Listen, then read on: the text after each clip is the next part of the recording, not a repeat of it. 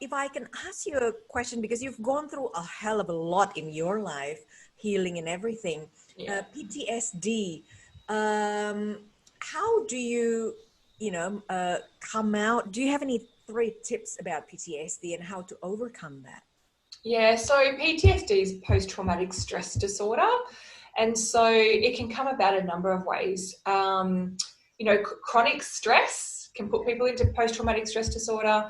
The ongoing stress, various traumas that people have experienced. Mm-hmm. So there's this thing called little t traumas and big T traumas. So there's the big traumas, there's abuses, car accidents, and then you have things like, problems with chronic health or chronic stress, or, even a little things that you would classify as a little experience. So, an argument that you had with a family member, or you're no longer talking to a particular person. So they themselves can create stress in the body or result in post-traumatic stress disorder.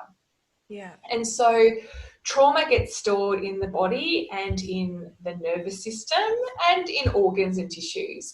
But it gets stored in the body, gets trapped. And so we're not able to, someone who's going through it is not able to sort of come out of that process on their own.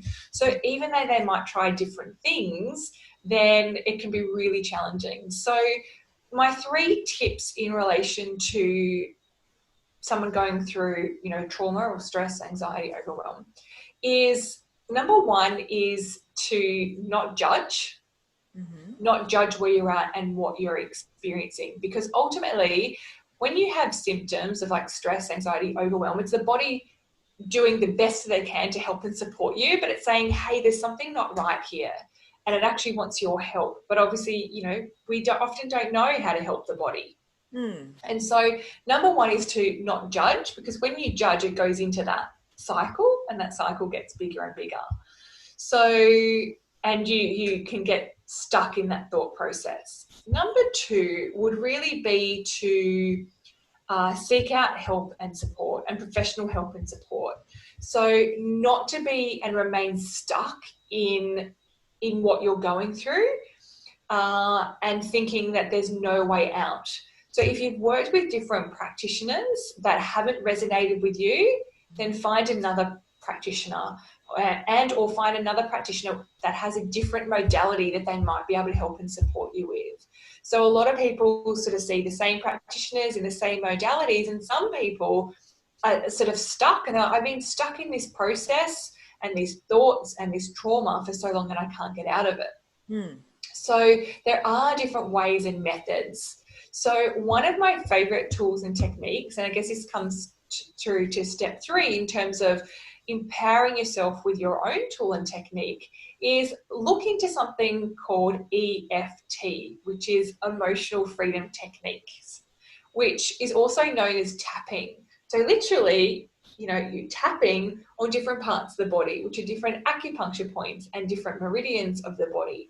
And when you tap on these spots and these points of the body, it gets energy moving and flowing. It calms the limbic system, which is the emotional center in the brain, and calms the nervous system down and helps to release some of that, trauma and those experiences and those emotions that are actually trapped in your body, because that's what PTSD is. It's those emotions and experience being trapped in your body. And this tapping process is actually evidence-based. There's over 140 clinical trials that have been done on the effectiveness of EFT, and a lot of them are in relation to the effectiveness on trauma. And so, veterinarians who have PTSD, and it's highly, highly effective. So something that people can do for themselves right now is, obviously I've kind of gone through a number of different points, and there's a process for going through it. And obviously working with a practitioner helps people to really get supported with the process of clearing out the PTSD. But one thing that people can do for themselves is just tap on your collarbone. So the collarbone point is linked to the kidney meridian in the body, and it's a really big one because it also supports the adrenals, our adrenaline, and our nervous system. So just tapping on that point, even if it's in silent, is a really good way to calm the body.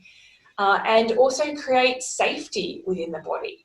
And if I can actually just create one other really simple one that people can do, it's a process called havening. And that is literally just going up and down and rubbing so it's going down the side of your arm, and down to your elbows and back again. And so it's like you're giving yourself a beautiful hug. It feels really relaxing. It calms the nervous system. It works with the meridian line at the back here, which is called the triple warmer, which is that fight, flight, freeze, that sort of trauma, releasing that trauma meridian. It's so beautiful. So it's something that people can do to help and support themselves. Fantastic. And with the collarbone thing, is it right on the collarbone?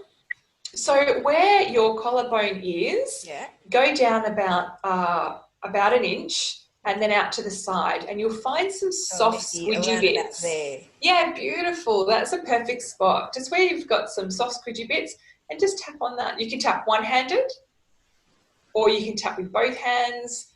And it's, if you're in a stressful situation or having an argument with someone, or you've seen something that's really quite distressing, then you can just tap on that spot, and that alone can be really powerful.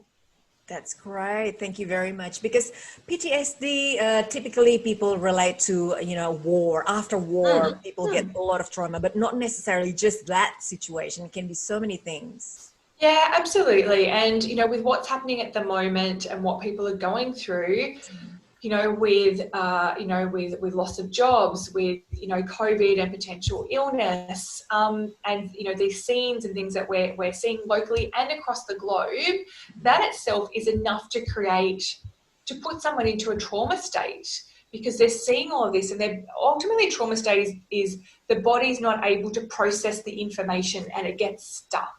Yeah. So it's really about ways of helping the body to release this so it's not stuck. And that there's a misconception that PTSD is just, war related. It absolutely is. An episode or an experience can put someone into that state.